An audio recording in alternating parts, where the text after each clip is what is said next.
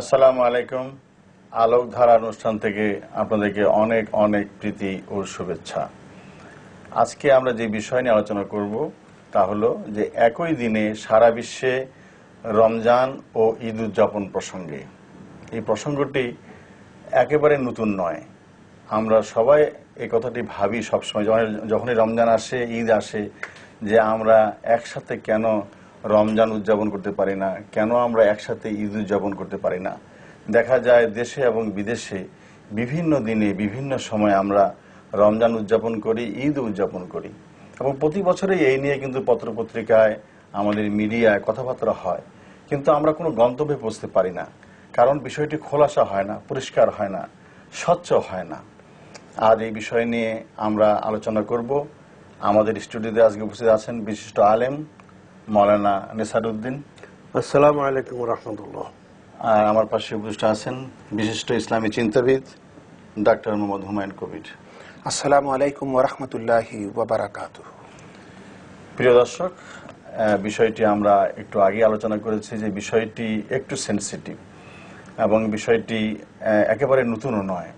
তবু এই বিষয়ে যিনি বিশেষজ্ঞ, হাফেজ মাওলানা নেসারউদ্দিন আহমদ সাহেব, তিনি দীর্ঘকাল লন্ডনে ছিলেন, লন্ডনে ইসলামিক সেন্টার প্রতিষ্ঠা করেছেন, অনেক কাজ করেছেন। দীর্ঘ 25 বছর তিনি এই বিষয়টি নিয়ে চিন্তা গবেষণা করেছেন, আলাপ আলোচনা করেছেন, সারা বিশ্বে ঘুরে বেরিয়েছেন। তার কাছে আমি ফিরে আসছি, তার কাছে জানতে চাইব কেন আমরা একই দিনে রমজান শুরু করতে পারি না, কেন আমরা একই দিনে ঈদ উদযাপন করতে পারি না। আসলে আমি দীর্ঘদিন লন্ডনে ছিলাম, যেভাবে মাহবুব ভাই বললেন, দীর্ঘ এই সময়ের ভিতরে আমরা ওইখানে যে সমস্ত অসুবিধা প্রথমে থেকেই অসুবিধার সম্মুখীন হয়েছিলাম, তার মধ্যে একটা ছিল চাঁদ নিয়ে মতানৈক্য এবং ঈদ আর রমজান উদযাপন নিয়ে।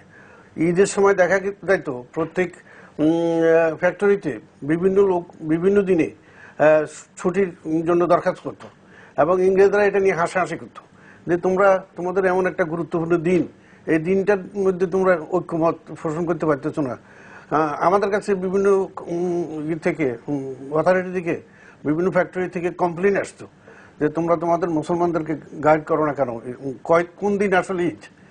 এটা নিয়ে আমরা তখন বেশ সমস্যায় পড়েছিলাম এবং এই সমস্যার সমাধানের জন্য আমরা সেখানে একটা কমিটি করেছি এবং 14 জন ওলামাকে নিয়ে এই কমিটি করা হয়েছে এবং এই কমিটির প্রথম কাজ ছিল সারা বিশ্বের মুফতিয়ানে কেরাম, বড় বড় ওলামায়ে কেরামের কাছে এবং ইসলামী প্রতিষ্ঠানে দরখাস্ত পাঠানো, প্রশ্ন পাঠানো এবং ফতোয়া চেয়ে আমরা চিঠি লিখেছি। এবং এর মধ্যে সবচেয়ে গুরুত্বপূর্ণ যে চিঠিটা আমরা পেয়েছি সেটা হচ্ছে দারুল উলুম দেওবন্দ হানাফি মাযহাবের সবচেয়ে সারা বিশ্বের মধ্যে শ্রেষ্ঠ বড় একটা কেন্দ্র, এবং এই কেন্দ্র থেকে আমরা যে উত্তর পেয়েছি সেই উত্তরের মাধ্যমে আসলে এই সমস্যাটার সমাধান হতে পারে। এবং আমাদের দেখা যায় লন্ডনে কিছু লোক বাংলাদেশকে অনুসরণ করতো, কিছু লোক পাকিস্তানকে, কিছু লোক আরবদেরকে, এবং বিভিন্ন দেশ থেকে খবর পেয়ে তারা এইভাবে বিভিন্ন দিনে ঈদ এবং রোজা আরম্ভ করত। তা আমরা ওই ফতোয়ার মাধ্যমে আমরা সমস্ত ওলামায়ে কেরামকে একত্রিত করে আমরা তাদের কাছে পেশ করলাম যে সেই ফতোয়াটা ছিল এই, যে দুনিয়ার যে কোনো ইসলামিক কান্ট্রিতে, কোনো মুসলিম দেশে যদি ইসলামী সিস্টেমের মাধ্যমে চাঁদের এলান করা হয়, তাহলে সারা বিশ্বে মুসলমানরা যেখানেই থাকুক না কেন এই খবর শোনার সাথে সাথে তাদের জন্য রোজা এবং ঈদ দুইটাই তাদের জন্য ফরজ হয়ে যায়। মানে চাঁদ দেখা না গেলেও চাঁদ আপনি তো সব জায়গায় সব লোক তো চাঁদ দেখতে পারে না। সৌদি আরবে দেখা যাক, অথবা পাকিস্তানে দেখা, অথবা বাংলাদেশে থাক, সে এই দেখাটাই আসলে সুমুল রুইয়াতেহি অফতরিল রুইয়া, হাদিসের মধ্যে আছে তোমরা রোজা রাখো চাঁদ দেখে, রোজা ভাঙো চাঁদ দেখে। এটা যে কোনো এক দেশের মুসলমানরা দেখলেই হয়ে যায়। কিন্তু আমাদের দেশে যেহেতু আগে বিভিন্ন জায়গায় এক দেশ থেকে আরেক দেশে খবরাখবর যেত না, এখন মিডিয়ার বদৌলতে দুনিয়াটা, সারা দেশ ছোট্ট হয়ে গেছে, সারা দুনিয়াটা এক ভিলেজ হয়ে গেছে। এখন খবর পাওয়ার সাথে সাথে এই হুকুমটা আমাদের সবার জন্য প্রযোজ্য এবং কোরআনের দৃষ্টিতে আল্লাহ তাআলা বলছেন ফামান শাহিদা মিনকুমুশ শাহরা ফালিয়াসুম, তোমরা এই মাস পাওয়ার সাথে সাথে রোজা রাখো। এই মাস আমাদের এখানে একদিন, ওইখানে আরেকদিন, এমন কোনো কথা নেই। এটা হচ্ছে কোরআনের এই আয়াতের দ্বারা পরিষ্কার বোঝা যাচ্ছে। যে আমরা এই খবর যেখান থেকেই আসুক না কেন আমরা ওই খবর হিসেবে ওই খবরের ভিত্তিতে আমরা রোজা রাখবো এবং ঈদ উদযাপন করবো। ঠিক এই কথাটা দেওবন্দের ফতুয়া এত পরিষ্কারভাবে আমাদের কাছে আসছে যে এরপরে আমাদের অন্য কোথাও যাওয়ার প্রয়োজন হয়নি, অন্য কোথাও কোনো ফতুয়াও দেখার দরকার হয়নি। দুর্ভাগ্যবশত আমাদের দেশের ওলামায়ে কেরাম এরা সবাই দেওবন্দি, অধিকাংশ দেওবন্দি পন্থী, এবং এই দেওবন্দের এই ফতুয়াটাকে যদি এই দেশে মানে কার্যকরী করা যেত তাহলে আমাদের মধ্যেও কোনো সমস্যা থাকে না। আমরা দুনিয়ার যে কোনো দেশে চাঁদ ওঠার সাথে সাথে খবর পাওয়ার সাথে সাথে আমরা তাদের সাথে আমরা আমাদের রোজা আমাদের ঈদ আমরা উদযাপন করতে পারতাম। আমি আপনার কাছে একটু পরে আবার ফিরে আসছি। আমি এখন ডাক্তার হুমায়ুন কবির সাহেবের কাছে একটু প্রশ্ন রাখবো যে এই যে আমরা বিভিন্ন দিনে রোজা রাখছি এবং বিভিন্ন দিনে ঈদ করছি, এতে আমাদের কি কি অসুবিধা হচ্ছে? আলহামদুলিল্লাহ, এখানে আমার চিন্তায় এসেছে যে অন্তত 4টি অপরিণীয় ক্ষতিতে আমরা নিমজ্জিত হয়ে পড়ছি। এর একটি হলো, সমগ্র মুসলিম উম্মার জন্য লাইলাতুল কদর ছিল আল্লাহ পাকের সর্বোচ্চ সন্তুষ্ট নিয়ামতের লাভের একটি দুর্লভ রাজকীয় সুযোগ। কিন্তু বিভিন্ন দেশে বিভিন্ন সময় উদযাপন করতে গিয়ে আমরা আল্লাহ পাকের এই অবারিত অফরন্ত রহমত থেকে বঞ্চিত হয়ে পড়ছি কিনা, এটা আমার ভিতর একটি চিন্তা হিসেবে কাজ করছে। কারণ আল্লাহর দৃষ্টিতে সমগ্র পৃথিবীটাই তো একটি দেশ। রাজনৈতিক সীমারেখার কারণে আমরা পৃথিবীকে টুকরা টুকরা বিভিন্ন ভাগ করেছি, কিন্তু আসলে এর মূল্য কতটুকু?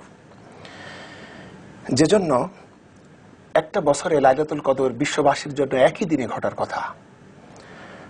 সুতরাং বছরের একটি দিনের একটি রাতেই এই মহিমান্বিত রজনীর আবির্ভাব ঘটে, এটাই স্বাভাবিক এবং যুক্তিযুক্ত। কিন্তু যেমন দেখুন, উদাহরণস্বরূপ আমরা বলতে পারি যে আমাদের বাংলাদেশের কথাই বলি, যে পবিত্র ভূমিতে পবিত্র কোরআন নাজিল হলো, সেই মক্কা শরীফ থেকে আমাদের বাংলাদেশের সময়ের ব্যবধান মাত্র 3 ঘন্টা। অথচ মক্কা শরীফের লাইলাতুল কদরের 2 দিন পরে আমরা লাইলাতুল কদর উদযাপন করছি। তাহলে কি নিজেরা একটু চিন্তা করলে আমরা বুঝতে পারবো যে আমরা কি মহা নিয়ামত থেকে বঞ্চিত হচ্ছি না? এরপর 2 নম্বর ক্ষতি যেটা আমি মনে করি তা হলো, মুসলিম উম্মার উচ্চশিক্ষিত এবং সচেতন অংশে একটি মানসিক দ্বন্দ্ব এবং বিভ্রান্তি কাজ করছে এই ব্যাপারে। কারণ তিনি ইসলামের মতো সুসামঞ্জস্য এবং ভারসাম্যপূর্ণ স্বভাবসুলভ মতাদর্শের প্রতি তাদের অবচেতন মনে একটি সন্দেহ দানা পাচ্ছে। তাহলে যেমন বাংলাদেশের কেউ সৌদি আরবে ঈদ উদযাপন করে ওই দিনই ধরুন দেশে ফিরে এলো, এসে দেখে এখানে ঈদ শুরু হয় নাই, বরং রমজান চলছে। তাহলে এই ক্ষেত্রে সে তখন কি করবে? এই প্রশ্নটি যেমন বিদঘুটে, তেমন মনোপুত হওয়ার মতো কোনো জবাবও এই ব্যাপারে পাওয়া যায় না। 3 নম্বর যে ক্ষতিটা আমি বুঝতে পারছি তা হলো এতে মুসলিম উম্মার মাঝে অনৈক্যের পরিধি বাড়ছে। আল্লাহ পাক চান তার বান্দারা বিচ্ছিন্ন হয়ে নয়, বরং ঐক্যবদ্ধভাবে আল্লাহ পাকের দাসত্ব করুক এবং তার দ্বীনকে প্রতিষ্ঠা করুক। এ কারণে একই মাসে সমগ্র মুসলিম উম্মার জন্য রোজা ফরজ করা হয়েছে। বিশ্ব ভ্রাতৃত্ব, সহমর্মিতা এবং একতা সৃষ্টির জন্য রোজা বা সিয়াম সাধনা ছিল সর্বোচ্চ প্রশিক্ষণ।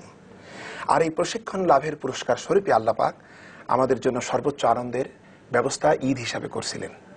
কিন্তু দুঃখজনক সত্য হলো, আমাদের সংকীর্ণতা এবং অনুদার মানসিকতার ফলে ঐক্যের এই সার্বজনীন সোনালী সোপানকে আমাদের বিচ্ছিন্নতার জন্য আমরা ব্যবহার করে ফেলছি। আর 4 নম্বর যে ক্ষতিটা আমাদের হচ্ছে সেটা আমি মনে করি যে আল্লাহ পাকের অসন্তুষ্টি এবং ক্রোধের কারণ আমরা হচ্ছি। কারণ আজকে বিশ্বটা বিজ্ঞানের কারণে গ্লোবাল ভিলেজে পরিণত হয়েছে। একটি গ্রামে যেমন একদিকে একটা ঘটনা ঘটলে কিছুক্ষণের ভিতরে আমরা টের পাই সারা পৃথিবীর এক প্রান্তের কোনো খবর নিমেষে আরেক প্রান্তে পৌঁছে যাচ্ছে। এবং আমরা প্রতিনিয়ত টিভিতে আরব বিশ্বের রোজা, হজ, ঈদ আমরা দেখতে পাচ্ছি। তারপরেও কেন জানি আমরা আমাদের খেয়াল মতো 2 দিন পরে রোজা এবং ঈদ উদযাপন করছি। এর মাধ্যমে সমস্যা কি হচ্ছে? আমরা আগের 2টা রোজা হারাচ্ছি এবং প্রকৃত ঈদের দিনে হারাম রোজা রেখে আল্লাহর অসন্তুষ্টি উৎপাদন করছি। আমার দৃষ্টিতে কোনো এ পর্যন্ত কোনো কিতাবে বা কোনো ফতোয়ার কিতাবে এই কথা বলে নাই প্রত্যেক দেশে আলাদা রোজা হইতে হবে, এবং প্রত্যেক কিতাবে একই কথা বলা হয়েছে যে ইখতিলাফুল মাতালে লা ইউতাবার, মানে উদয় স্থানের পার্থক্য ধর্তব্য নয় ইসলামে। এমনকি আমাদের দেশে যে আলেমদেরকে আমরা শ্রদ্ধা করি সবচেয়ে বেশি, তিনি হচ্ছেন মাওলানা থানভী।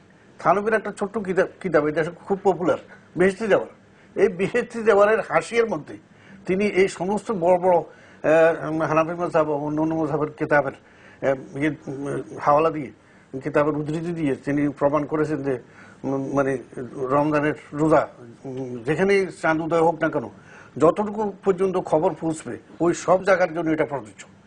এটার জন্য আলাদাভাবে এই দেশ ওই দেশে ভাগ করার কোনো যুক্তিকতা নেই এবং কোনো অবকাশ নেই।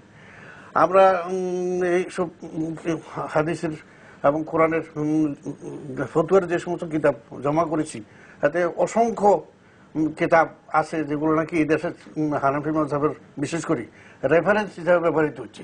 প্রত্যেক কিতাবে একই কথা বলা হয়েছে যে যত দূরত্বই হোক না কেন, চাঁদের খবর আসার সাথে সাথে প্রত্যেক মুসলমানদের জন্য এটা ফরজ। আমরা আমাদের প্রসঙ্গে আবার ফিরে আসব।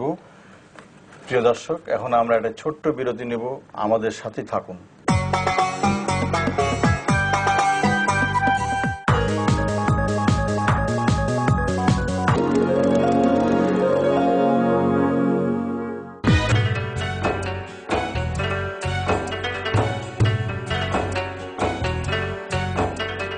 গোলাম মুস্তাফা জুনায়েদের প্রযোজনায় প্রামাণ্য অনুষ্ঠান মসজিদ হৃদয়ে জনপদে।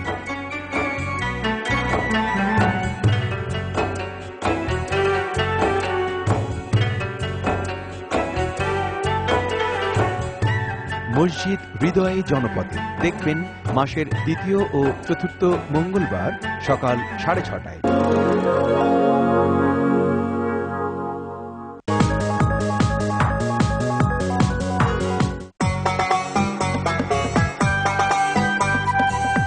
আমাদের সঙ্গে থাকার জন্য অনেক ধন্যবাদ। আমরা আমাদের প্রসঙ্গে আবার ফিরে আসছি। হাফেজ নিসারউদ্দিন সাহেব বলছিলেন কোরআন এবং হাদিস থেকে এই বিষয় প্রসঙ্গে। হ্যাঁ, আপনাদের সম্মুখে আমি একটি ছোট্ট একটা হাদিস পেশ করছি। সেখানে মধ্যে ওই হাদিসের মধ্যে আছে হুজুর আকরাম সাল্লাল্লাহু আলাইহি ওয়াসাল্লামের সময় একদিন রমজানের চাঁদ দেখা যায়নি, পরের দিন কেউ রোজা রাখেনি। ঠিক দুপুরের দিকে এক বৌদ্ধ দূরে থেকে এসে হুজুর আকরাম সাল্লাল্লাহু আলাইহি ওয়াসাল্লাম, গ্রামবাসী, হ্যাঁ গ্রামের একটা লোক আসি বললো যে আমি চাঁদ দেখেছি। তখন হুজুর আকরাম সাল্লাল্লাহু আলাইহি ওয়াসাল্লাম বললেন, তুমি দেখেছো? বললে, হ্যাঁ আমি দেখছি। তাহলে তুমি কি বিশ্বাস করো যে আল্লাহ এক? সে বললো, হ্যাঁ আমি বিশ্বাস করি। তারপর আবার জিজ্ঞাসা করলো, তুমি বিশ্বাস করো আমি আল্লাহ রসুল? সে বললো, হ্যাঁ আমি বিশ্বাস করি। তখন হুজুর আকরাম সাল্লাল্লাহু আলাইহি ওয়াসাল্লাম এলান করে দিলেন সারা মদিনায় যে এই মুসলমান এবং তার একজনের খবরের দ্বারাই আমরা রোজা রাখতে পারি, হ্যাঁ কাদের সবাই রোজা রাখা। তিনি এলান করে দিলেন এবং সেই দিন রোজা রাখা। হুমায়ুন কবির সাহেবকে একটু জিজ্ঞেস করতে চাই যে এই যে পরিস্থিতিটি, একদিক থেকে তো এটা খুবই খুবই অসুবিধাজনক পরিস্থিতি আমাদের জন্য। এখন একটা বিশ্বায়ন চলছে এবং আপনি একটু আগে আলোচনা করেছেন যে আল্লাহ তো সারা দুনিয়াকে কেন্দ্র করেই ইসলামের আবির্ভাব বা ইসলামের বিকাশ, ইসলামের মানে প্রবৃদ্ধি সমৃদ্ধি আমরা যাই বলি না কেন। তো এক্ষেত্রে কিভাবে আমরা অগ্রসর হতে পারি? মানে একই দিনে রোজা রাখা বা একই দিনে ঈদ উদযাপন করার বিষয়ে আমরা কি কি করতে পারি এখন? ধন্যবাদ আপনাকে। এ ব্যাপারে আমি মনে করি যে বাংলাদেশ সরকারের ধর্ম মন্ত্রণালয়ের অধীনে আমাদের সম্মানিত হেলাল কমিটি যারা আছেন তারা যদি এই ব্যাপারে গুরুত্বপূর্ণ দায়িত্ব এবং ভূমিকা তারা রাখতে পারেন। যেমন বর্তমান মুসলিম বিশ্বে চাঁদ দেখার সিদ্ধান্তের ব্যাপারে যে নীতি বাস্তবায়িত হচ্ছে এটার খোঁজখবর করা এবং ফিকহ শাস্ত্রের ব্যাপারে সার্বজনীন যেসব বিধিবিধান আছে সেগুলোর পরে গবেষণা করে তারা যদি জাতির সামনে এ ব্যাপারে একটা গ্রহণযোগ্য নীতি নির্ধারণ করে দেন তাহলে এটা সকলের উপকার হয়। এবং এই বিষয়ক দিক নির্দেশনা এবং পরামর্শ তারা যদি আমাদের সরকারকে দেন তাহলে এটা বাস্তবায়ন হওয়া খুবই সহজ হবে বলে আমি মনে করি। হাফেজ নিসারউদ্দিন সাহেব, আপনার কাছে আমার প্রশ্ন হলো যে আপনি বলতে চাচ্ছেন যে একই দিনে রোজা রাখা এবং একই দিনে ঈদ উদযাপন করা জরুরি, এবং আপনি বলছেন যে কোরআন, হাদিস, ইজমা, কিয়াস এবং ইজতিহাদ দিয়ে এটা প্রমাণিত যে একই দিনে রোজা রাখতে হবে এবং একই দিনে ঈদ উদযাপন করতে হবে, এবং আপনি অনেকগুলো ফতোয়ার কথাও এখানে বললেন। তো এখন অসুবিধাটা কোথায়? কেন আমরা এটা করছি না? অন্তরায় কোথায়? শুকরিয়া মাহবুব ভাই গুরুত্বপূর্ণ প্রশ্নটার জন্য। আসলে আমাদের যেটা চিন্তা করতে হবে সেটি হলো দুনিয়াটা 24 ঘন্টার মধ্যে দিন এবং রাত্র। এই দিন রাত্র 24 ঘন্টার ভিতরে দুইটা সাইড, মানে গ্লোবাল দুইটা সাইড আছে, একটা ইস্ট আর একটা পূর্ব একটা পশ্চিম। আমাদের এই সাইডে 9 ঘন্টার মাত্র পার্থক্য, ইন্দোনেশিয়া থেকে মরক্কো পর্যন্ত পার্থক্য মাত্র 9 ঘন্টার। এই 9 ঘন্টার পরিধির ভিতরে যে কোনো জায়গায় যদি চাঁদ ওঠে তাহলে যে রাত্রগুলো ওই চাঁদের রাত্রের সাথে শরিক হবে সেগুলো কিন্তু একটা ইউনিট, সেই জায়গাটা পুরো একটা ইউনিট। আর অপর দিকে গেলে যখন অন্য সাইডে চলে যায় তখন আমরা যখন এখানে রাত্রে আমাদের হয় তখন সেখানে দিন, এবং যখন এই চাঁদটা সেখানে চলে যায় দিন অন্য 12 ঘন্টায় তখন এখানে থাকে আমাদের রাত। এই 12 ঘন্টার ভিতরে সারা দিনটা আবর্তিত, দিন এবং রাত্রি 24 ঘন্টার ভিতরে 12 ঘন্টা 12 ঘন্টা করে। এর 12 ঘন্টার বাইরে গেলে এটা আরেক দিন হয়ে যায়। একটা কথা আছে না যে সৌর মাস এবং চন্দ্র মাসের যে বিষয়টা, এই বিষয়ের সঙ্গে এটা কি সংশ্লিষ্ট কিছু? আমরা তো মানে গবেষণার মাধ্যমে যতটুকু আমরা জানি, সৌর মাস বলতে সূর্যের দ্বারা আমাদের দেশে আরেকটা বিভ্রান্তি মানুষের সৃষ্টি করে যে আমরা নামাজ যখন পড়ি আসরের সময়, তখন সৌদি আরবে তো আসরের নামাজ হয় না, এই জন্য নামাজের যেভাবে আমরা পড়ি রোজা তো সেভাবে আমরা করতে পারি, কিন্তু ব্যাপারটা আসলে ঠিক নেই। ব্যাপারটা হচ্ছে চাঁদ মাসকে ঠিক করে এবং সূর্য দিনকে ঠিক করে, দিনকে ভাগ করে সূর্য, আর পুরা বৎসরকে ভাগ করে চাঁদ। এই চাঁদের ভাগের হিসেবে প্রত্যেক মাস নির্ধারিত হয় এবং চাঁদ একদিনে 12 ঘন্টা 12 ঘন্টা করে একদিনে সারা দুনিয়া মধ্যে আবর্তিত হয় এবং দিন একটাই। এই দিনের বাইরে চলে গেলে সেটা আর ওই দিন আর হলো না। কাজে একই দিনে এইদিকে এই সাইডে গ্লোবাল এক সাইড আর দিকে অন্য সাইড, এই দুই সাইড মিলে 12 ঘন্টা 12 ঘন্টা করে যখন একদিন পুরো হয়, এই একদিনের ভিতরে রোজার যে দিনটা আসে চাঁদের, চাঁদ তো একটাই, সারা দুনিয়াতে চাঁদ তো একটাই। এই চাঁদটা যেখানে শুরু হোক না কেন ওই 24 ঘন্টার ভিতরে আবর্তিত হবে এবং এই 24 ঘন্টায় প্রথম রোজা এবং প্রথম ঈদ। এটা নাকি আমরা কি করতে পারি? না, আপনি যেটা বলছেন যে খুব বেশি কোনো অন্তরায় নাই, একটু মনোযোগী হলেই, আসলে একটু মনোযোগী হলেই বিষয়টি সুন্দর হয়ে যায়। তো হুমায়ুন কবির সাহেব এটা বললেন, আসলে কিছু আমাদের এই দেশের অনেক আলেমদের সাথে আমরা আলোচনা করেছি, প্রত্যেকে আমাদের সাথে একমত, কিন্তু ও ঘন্টা বাঁধিবে কি, কেউ উদ্যোগ নিয়ে এটা করে না। শুধুমাত্র একমাত্র চাঁদপুরের একটা গ্রুপ, আপনারা প্রত্যেক বছর পেপারে দেখেন, ফটোতে দেখেন যে চাঁদপুরে প্রায় কয়েক লক্ষ মানুষ, তারা মানে সারা দুনিয়াকে এক ইউনিট হিসাবে একটা দিন মনে করে তারা ওই দিনে যেখানে চাঁদ উঠুক সেই চাঁদের খবর হিসেবে তারা রমজান এবং ঈদ উদযাপন করে এবং তাদেরকে আমরা ফলো করতে পারি। এছাড়া আমরা সেমিনারের মাধ্যমে, মিটিংয়ের মাধ্যমে, আলোচনার মাধ্যমে, মিডিয়ার মাধ্যমে এই কথাটা আমরা করতে পারি। আসলে মুসলমানদের ঐক্যের অভাবে বর্তমানে মুসলমানদের যে দুরবস্থা দুনিয়াতে হচ্ছে, এইটার মধ্যে এই সমস্ত কারণ আছে। কারণ আল্লাহ তাআলা কোরআনের মধ্যে নামাজ রোজার জন্য যেভাবে হুকুম দিয়েছেন, এভাবে ঐক্যবদ্ধ ভাবে আল্লাহর রজ্জু পাকড়ি ধরার জন্য বলেছেন, যেটার অভাবে আমরা এখন আমাদের শত্রুদের হাতে লাঞ্ছিত হচ্ছি এবং সব জায়গায় আমরা মার খাচ্ছি। কিন্তু এই যে কিছুদিন ঘটনাগুলি গেল, ওআইসির মতো একটা মুসলমান দেশের একটা অর্গানাইজেশন, এই অর্গানাইজেশনটা ইচ্ছা করলে একটা কিছু করতে পারত, কিন্তু ওই যে ঐক্য অভাব, নিজেরাই আমরা ঐক্যবদ্ধ না, অন্য দেশের সাথে ঐক্যবদ্ধ কিভাবে হবো? এই ঐক্য শুরু করতে হবে তৃণমূল থেকে, বিগিনিং থেকে। আমাদেরকে নিজেদেরকে ঐক্যবদ্ধ হতে হবে, অন্য মুসলমান কান্ট্রির সাথে ঐক্যবদ্ধ হতে হবে, তারপরে সারা। আজকে কিন্তু আমাদের সময় শেষ হয়ে গেছে। স্টুডিওতে আসার জন্য আপনাকে ধন্যবাদ জানাচ্ছি। হ্যাঁ মামুল হক সাহেব, আপনাকে ধন্যবাদ আমাদেরকে সুযোগ দেওয়ার জন্য। আল্লাহ তাআলা আমাদের এই আলোচনাগুলো কবুল করুন, এটাই আমরা চাই। আসসালামু আলাইকুম ওয়া রাহমাতুল্লাহি ওয়া বারাকাতুহু। হুমায়ুন কবির সাহেব, আপনি অনেক আলোচনা করলেন, এই আলোচনা কিন্তু শেষ হবে না, আমরা শুরু করলাম মাত্র। তা আপনাকে অনেক ধন্যবাদ। আপনাকেও অনেক ধন্যবাদ। প্রিয় দর্শক, একটা বিশেষ বিষয় নিয়ে আজকে আমরা এখানে আলোচনা করলাম। এই আলোচনাটি চলে আসছে অনেকদিন যাবত, কিন্তু আমরা সমাধানে পৌঁছতে পারছি না। আজকে যে আলোচনায় আসলো সেটা হলো যে আমরা কেউ মনোযোগী হচ্ছে না। সমস্যা আছে, দুনিয়ার সব সমস্যার সমাধানও আছে, কোরআনে আছে, হাদিসে আছে। কোরআন হাদিসের থেকে যদি আমরা কোনো দিক নির্দেশনা না পাই তাহলে আমরা ইজমায় যাব, কিয়াসে যাব, ইস্তেহাদে যাব। আজকে আমরা যে আলোচনাটি করলাম সেটা ইস্তেহাদেরই একটি অংশ। আমাদেরকে আশা করি কেউ ভুল বুঝবেন না।